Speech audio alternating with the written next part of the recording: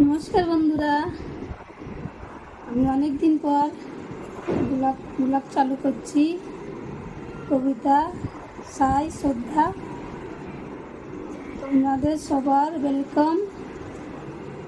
আজ গুরুবার, আজকে আমার সাই বাবার দিন। আমি এখন পুজো করব, ঘরের সব কাজ হয়ে গেছে। তোমরা আমার সঙ্গে থাকো, দেখতে থাকো। এই দেখো, স্নান করায় কাপড় পরা দিলাম, এখন মন্দিরে বসাবো।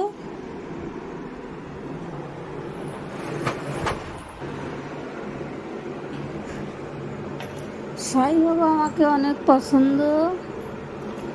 আজকে আমি যেখানে আছি আমার সাই বাবার জন্যতে আছি। সঙ্গে থাকা বন্ধুরা। বন্ধুরা দেখো, আমার কাছে দুটো সাই বাবার একটা ফটো আছে, বড় একটা মূর্তি আছে। আমি দুটোই সিডির থেকে নিয়ে আসছি। ও মূর্তিটা আমার মন্দিরে আছে, ফটোটা আমি লাগানোর জন্য নিয়ে আসছি দেওয়ালি। আর বৃহস্পতিবার পরে আমি হার করাই। এই দেখো, আমার পুজোটা হয়ে যাচ্ছে। তোমাদের কেমন লাগে তোমরা কমেন্টে জানাবে। সাই বাবাকে যে যে ভালোবাসো। আর এই দেখো, আমার বাইরে তুলসী ঝাড় আছে পিছন দিকটায়, সামনের দিকটায় তো মরে যায় ঝাড়, তো পিছন দিকটা রাখা। এদিকে একটু রোদ্দুর আসে, দেখো পুজো করছি তুলসী গাছে।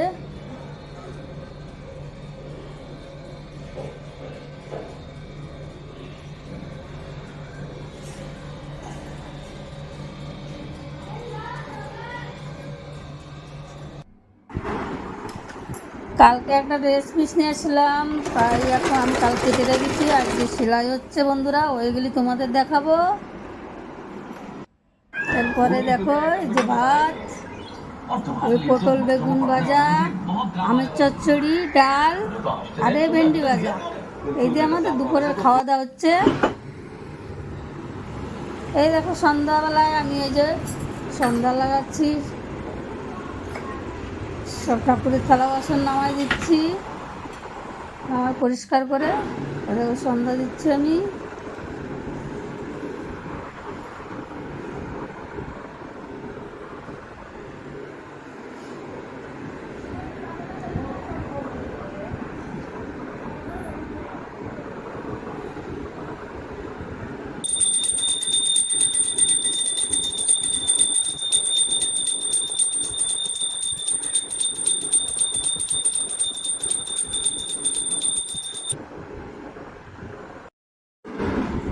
বন্ধুরা, তোমাদের তখন দেখাচ্ছিলাম আমি এই ড্রেসটা কালকে কিনে নিয়ে আসছি, কালকে কেটে রেখেছি।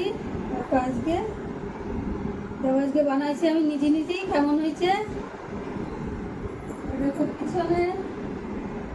আমি কিন্তু সেলাইয়ের কাজ ভালো জানি না, আমি শিখিনি, আমি ইউটিউব দেখে শিখেছি কাটা। কেমন হয়েছে তোমরা কমেন্ট করে জানাবো। হ্যাঁ বন্ধুরা, চলে এসছে আবার। এখন রাত বাজে 9:30। আমাদের খাওয়া দাওয়া শেষ হয়ে গেছে রাত্রির। আমার ব্লগটা আমি এখন এখানে শেষ করছি। আমার সাথে থাকবা, লাইক করবা, কমেন্ট করবা, শেয়ার করবা, সাবস্ক্রাইব করবা, আমার সঙ্গে থাকবা। বাই।